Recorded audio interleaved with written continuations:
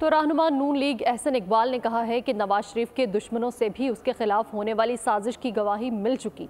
Media से गुफ्तगू में उनका कहना था कि नवाज शरीफ की हुकूमत जाने से मुल्क को बड़ा नुकसान उठाना पड़ा। ना इंतकाम है ना बदला है। पाकिस्तान का मसला इस वक्त मुआशी तरक्की है।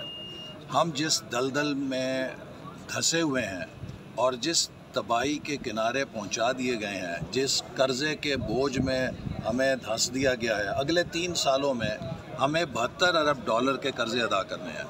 अगर हमने एक बड़ी जस्त ना लगाई मुआशी तौर पे, तो हम ये कर्ज़े कहाँ से फिर मज़ीद कर्ज़े उधार लेके अदा करेंगे। 75 साल हमने ज़ाय कर दिए हैं। सब ने अपना अपना सबक सीखा है।